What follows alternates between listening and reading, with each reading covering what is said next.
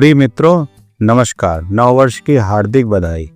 आज हमारे सामने आने वाला वर्ष में आपके पास में एक सादा कागज़ और एक पेंसिल है, जिसमें आप आने वाले भविष्य में अपनी योजनाओं, अपने सकारात्मक गुणों, अपनी सफलताओं को लिख सकते हैं।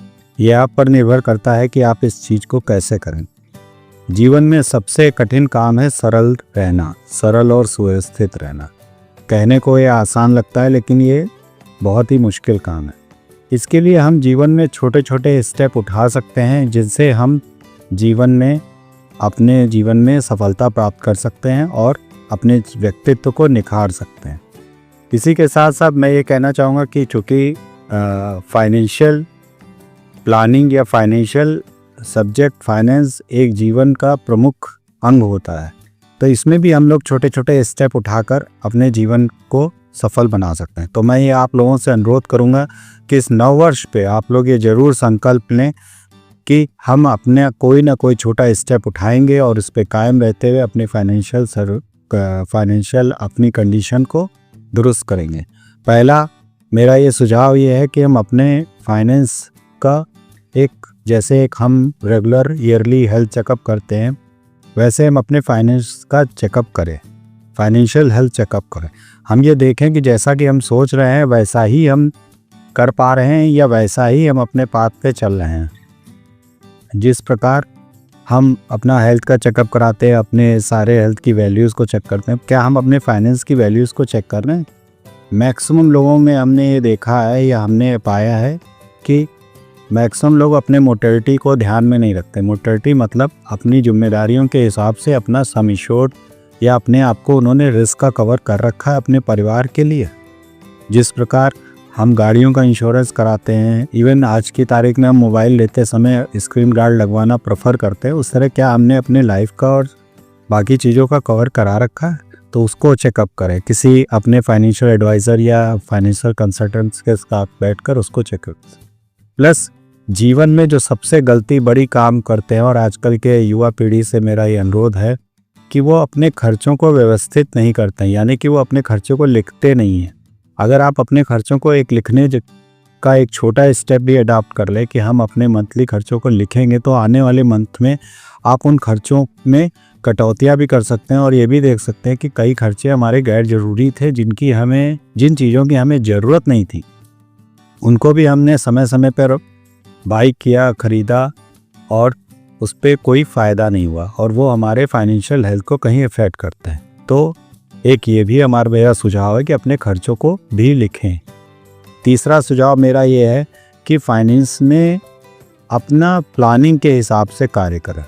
आज की तारीख में हमने देखा है, छोटा सा स्टेप ही आप ले लीजिए। आज की तारीख में कोई आदमी, जैसे हमारे बचपन में था कि अगर आदमी ग्रॉसरी का भी सामान लेने जाता था तो घर से लिख के ले जाता था कि हमें क्या क्या चीज़ खरीदनी है। लेकिन आज के जीवन में मैं देखता हूँ कि लोग मॉल में घुस जाते हैं और अंधाधुंध खरीदारी करते हैं, जिसका कोई औचित्य नहीं होता। जो सामान घर पे रखा रहता है वो भी खरीद लाते हैं और एक्सपायरी तक वो कभी यूज़ भी नहीं होता। तो एक ये भी काम करना है कि हम अपने खर्चों को या अपनी ज़रूरतों को भी लिस्ट में बनाएं, जिससे हमारा एक कार्य हो सके।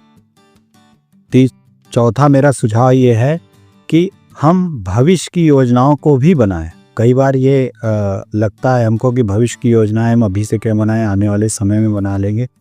लेकिन जिस प्रकार हम मित्रों देख रहे हैं कि 2024 ख़त्म हो गया और हमें पता नहीं चला, उस तरह आने वाला भी समय ख़त्म हो जाता है। समय किसी के लिए नहीं रुकता है, इसलिए हर समय अपनी योजनाओं को बनाएं और उन पर चलने की कोशिश करें। इवन हम ये लोग कह सकते हैं इन्वेस्टमेंट में म्यूचुअल फंड जैसा बेस्ट प्रोडक्ट नहीं अवेलेबल है मार्केट में। इसमें आप छोटी छोटी पूंजी के निवेश से भी बड़ा पैसा बना सकते हैं। ये एक तरीके की आदत है और मैं यहाँ जितने पारिवारिक लोग हैं उनको ये कहना चाहूँगा कि वो अपने बच्चों को ये आदत ज़रूर डालें। छोटी गुल्लक की 500 की, 1000 की, 100 रुपये की भी इवन SIP मौजूद हैं, उनको डालें, जिससे बच्चों में वित्तीय अनुशासन का गुण आए और आदत में शामिल हो। इसी प्रकार मैं कहूँगा कि जिस तरह कहा जाता है पहला सुख निरोगी काया, तो हर व्यक्ति को अपने स्वास्थ्य के बारे में भी छोटे छोटे स्टेप लेने चाहिए। ये छोटे स्टेप हो सकते हैं कि प्रतिदिन आप 2 बार ब्रश करें, प्रतिदिन आप थोड़ा सा व्यायाम करें, प्रतिदिन आप जो है ध्यान करें। प्रतिदिन आप ये संकल्प लें। बहुत सारे लोग, ये ज़रूरी नहीं कि जो इनको ओबेसिटी की शिकायत है वही केवल स्टेयर्स का यूज़ करें। सभी लोग स्टेयर्स का यूज़ करें, जहाँ तक संभव हो, जितने मंजिल वो लिफ्ट्स को नहीं यूज़ कर सके वो कर सकें। नियमित रूप से हेल्थ चेकअप कराते रहें। खाने में जंक फूड को अवॉइड करें। ये सारे भी एक तरीके से आपकी निरोगी काया को मदद कर सकते हैं। जिस तरह मैंने आपको पहले फाइनेंस के बारे में बताया, तो फाइनेंस भी एक बड़ा इशू है और आपकी काया भी एक बड़ा इशू है। जिस तरह कहावत है कि पहला सुख निरोगी काया और दूसरा सुख घर में माया, तो वो भी ज़रूरी है और ये भी ज़रूरी है। तो आप इन दोनों का ध्यान रखें। तीसरा, मैं सभी से अनुरोध करना चाहूँगा, वो चाहे किसी आयु वर्ग के व्यक्ति हों, इस नव वर्ष में मैं ये अनुरोध करना चाहूँगा कि वो अपने पढ़ने की आदतों को ज़रूर डालें। कुछ ना कुछ ज़रूर पढ़ें, चाहे वो अपनी रुचि के अनुसार वो ज़रूर पढ़ें। कोई भी एक सेंटेंस अगर आप रोज़ भी पढ़ते हैं तो साल में आप 1 से 2 किताबें ख़त्म कर सकते हैं। इस तरह आपके ज्ञान में वृद्धि होगी। तो एक तरीके का ये भी आप काम कर सकते हैं। दूसरा, ज़िंदगी की भागदौड़ में कभी आप की हंसी ना गायब हो जाए, तो बहुत ज़्यादा कोशिश करें कि हल्के पल को भी एंजॉय करें।